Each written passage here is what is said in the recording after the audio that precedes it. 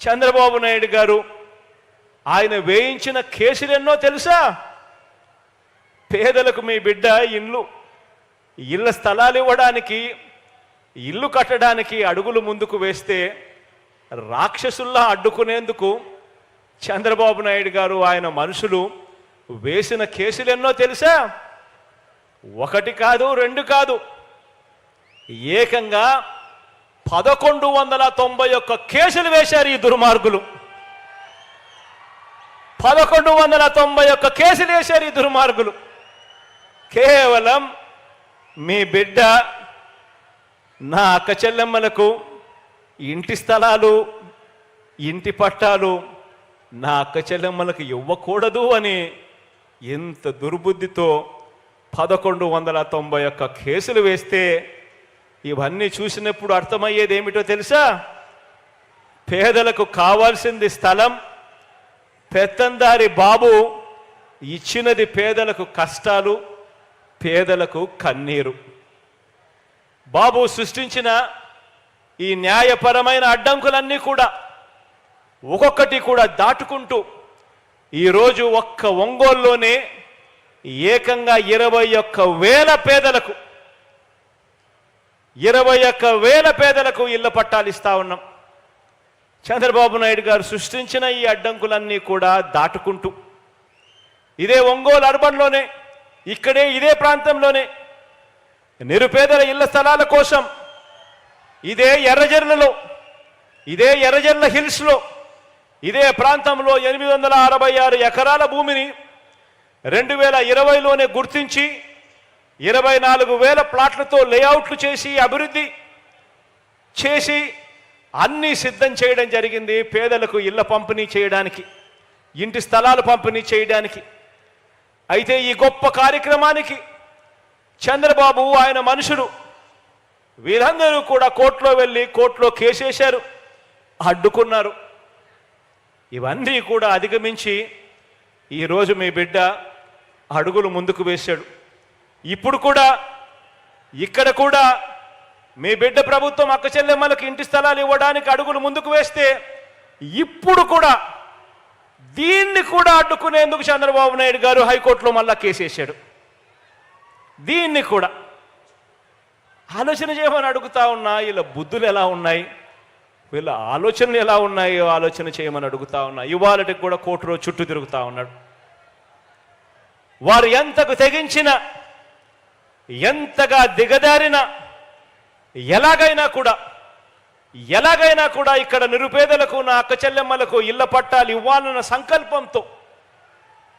సంకల్పంతో ఇదే Ongole municipal corporation పరిధిలోనే మల్లేశ్వరపురం, ఎన్నగ్రహారం, వెంగముక్కపాలెం, ఎర్రజర్ల గ్రామాలకు చెందిన 342 మంది రైతన్నలు వారి దగ్గర నుంచి 536 ఎకరాల భూమిని సేకరించి ఏకంగా 210 కోట్ల రూపాయలు డబ్బులు ఖర్చు చేసి నా అక్క చెల్లెమ్మలకు ఇళ్ల పట్టాలు ఇచ్చే కార్యక్రమానికి శ్రీకారం చుట్టాము. ఈరోజు ఈ అక్క చెల్లెమ్మలకు ఇంటి స్థలాలు, ఇళ్ల పట్టాలు ఇచ్చేందుకు 210 కోట్ల రూపాయలు ఖర్చు చేశాం.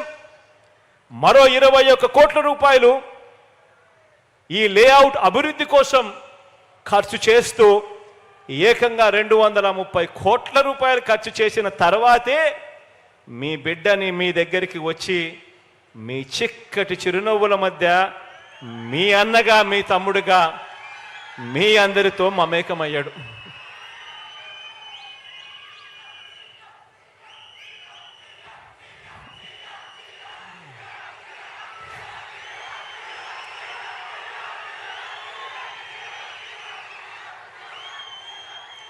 ఇదే ఎన్నగ్రహారంలో, మల్లేశ్వరపురంలో 31 బ్లాక్స్ను, వెంగముక్కపాలెం, ఎర్రజర్లలో మరో 32 బ్లాక్స్తో జగనన్న మోడల్ టౌన్షిప్స్కు పూర్తిగా మౌలిక వసతులతో అభివృద్ధి చేస్తూ ఉన్నాం. ఇక్కడ ఏర్పాటు చేస్తూ ఉన్న ఈ మౌలిక వసతుల కోసం ఏకంగా ఎస్టీపీ ప్లాంట్ అయితేనేమి, అండర్ గ్రౌండ్ డ్రైనేజ్ సిస్టమ్ అయితేనేమి, వాటర్ సప్లై అయితేనేమి, వీటి కోసం మరో 247 కోట్ల రూపాయలు ఖర్చు చేస్తూ ఆదేశాలు కూడా ఇవ్వడం జరిగింది. ఈ కార్యక్రమమే కాకుండా ఒంగోలు పట్టణానికి, ఒంగోలు ప్రజలకు మంచి జరిగిస్తూ ఏకంగా మరో 334 కోట్ల రూపాయలతో ఒంగోలులో తాగునీటి ఎద్దడిని నివారించే డ్రింకింగ్ వాటర్ స్కీమ్ కూడా ఈరోజే ఇక్కడే శంకుస్థాపన కూడా చేయడం జరిగింది.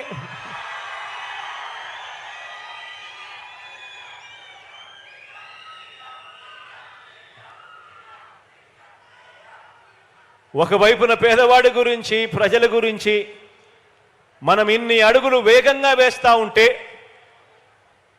మరోవైపున ఒక ఒంగోలే కాదు, ఏ జిల్లాను చూసినా బాబు పేదలకు ఇళ్ల స్థలాలు ఇవ్వలేదు, మనం ఇస్తుంటే బాబు అసూయ దాగటం లేదు. ప్రతి జిల్లాలో బాబుది ఇదే దుర్మార్గం.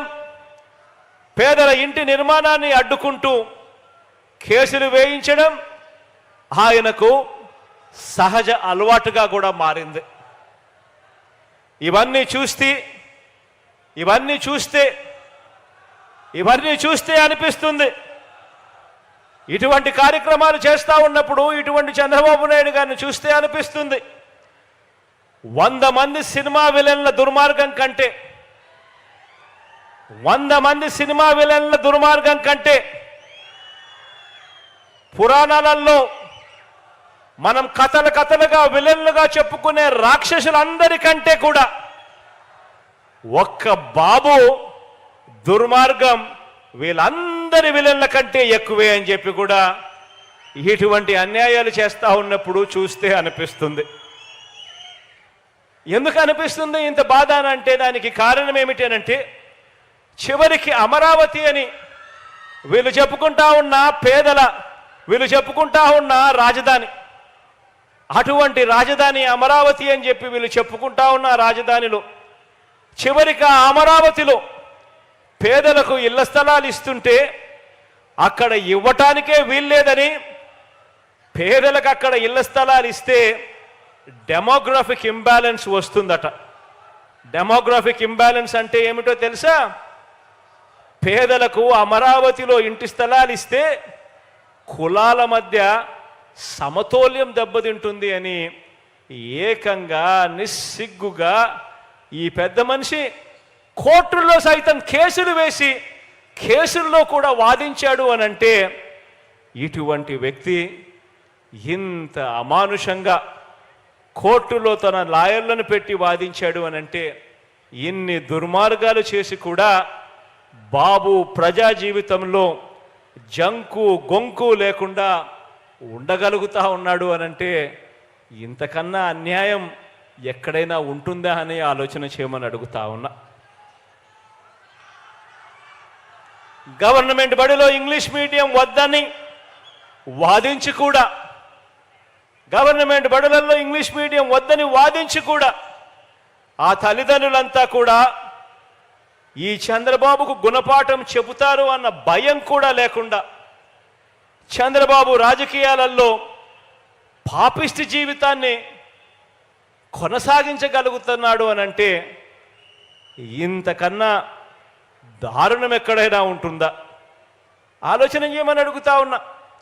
ఒక ముఖ్యమంత్రి స్థాయిలో ఉంటూ చంద్రబాబు నాయుడు గారు ఎస్సీ కులాలలో పుట్టాలని ఎవరైనా అనుకుంటారా అని స్టేట్మెంట్ ఇచ్చి, అటువంటి అన్యాయమైన స్టేట్మెంట్ ఇచ్చి కూడా ఎస్సీలంతా తనకు గుణపాఠం చెబుతారన్న భయం కూడా ఈ పెద్ద మనిషికి లేకుండా బాబు రాజకీయాలలో ఇంకా బరి తెగించి ఉండగలుగుతా ఉన్నాడు అనంటే, ఇంతకన్నా దారుణం ఎక్కడైనా ఉంటుందా అని